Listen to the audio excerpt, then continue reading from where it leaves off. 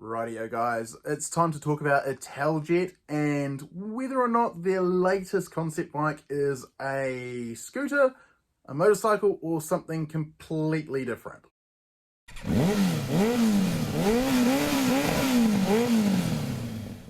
Right, so one of the more left field bikes to debut at EICMA this year came from quirky Italian scooter maker Italjet.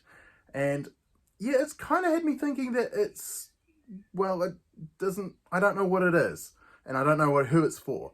And it is, of course, their new concept bike, the 500GP, also part of their Dragster lineup. So, is this just another curiosity from a manufacturer of some of the world's most expensive and impractical scooters? Let's discuss. At first glance, it does look like an evolution of Italjet's Dragster 125 and 200, but on closer inspection, the Dragster 500GP is not really a scooter. So let's cover off the scooterish things that the 500GP has. It has a forward fairing, which, let's face it, most scooters have that. It's good for keeping your legs dry when it rains. It also has a step-through design, ease of access. You just step on, sit down, away you go. And it also has this engine mounted underneath the rider, sort of right next to the rear wheel, so you've got great traction. Sounds like a scooter so far, but let's talk about the things that make it not really a scooter. Right, so that engine, that's a 450cc engine with 43 horsepower at 8,000 RPM and a good dollop, 43 Newton meters of torque at 6,000 RPM. But it's not that straight out grunt that powers the Italjet Dragster into sort of non-scooter territory. It's the transmission. So the 500GP, unlike most scooters which utilize a CVT transmission, which is nice and easy, you literally just twist and go. Any idiot can ride one. This is a 6-speed manual, just like a real motorbike. You've got a clutch lever, you have a gear shift down on the left-hand side. Not very scooterish. On top of that, Italjet has dropped their signature hub-centric front steering, which on the 200, which I will link the first impressions ride somewhere up here, hopefully. It's a bit weird to get used to, but it does work. It's just in tight corners, it kind of feels like you're fighting it a bit.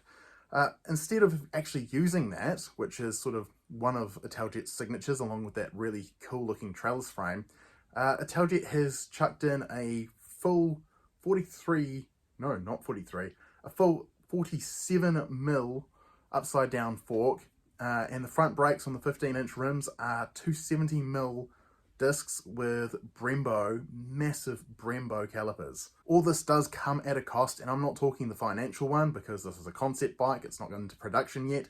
And that's weight. So Italjet says that the Dragster 500GP weighs dry 180 kilograms. So once you add in 12 litres of petrol, the oil needed for the engine, and the coolant, you're knocking on the door of 200 kilograms.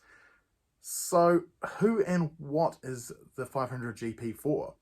Well, it's clearly not for the everyman who just wants a bike to get on and do his A to B, maybe have a fun ride on the weekend. And because the Dragster 500GP is done up to the nines with all that high-tech componentry, it's not going to be cheap either. So currently the Dragster 200, which is the only model currently available in New Zealand, that is priced at $9,949 currently.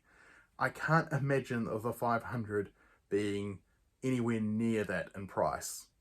So it'll be sort of Dragster 200, Dragster 500 somewhere up here if it ever goes into production. So I would think that the number of people who want a performance scooter would be pretty small to begin with, and then I can't really see there being a particularly large market for a scooter that does away with all the usefulness that a scooter has. So we're talking under-seat storage. You can literally fit an iPhone underneath the seat of the Dragster 200. Don't think the 500 will be any different.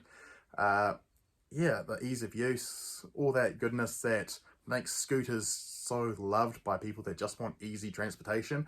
I don't see there being a particularly large market for a bike that does away with all of that in the name of, on the face of it, actually seems like mediocre performance. Again, this bike weighs nearly 200 kilograms once you fill it up with all its liquids, and it only puts down 43 horse or thereabouts. Maybe I'm wrong, but either way, I do kind of want to experience this madness for myself, preferably on a track somewhere far away from people where I'm not going to get stared at like I did on the Dragster 200, because that was a bit disconcerting, really, like everyone looked at you.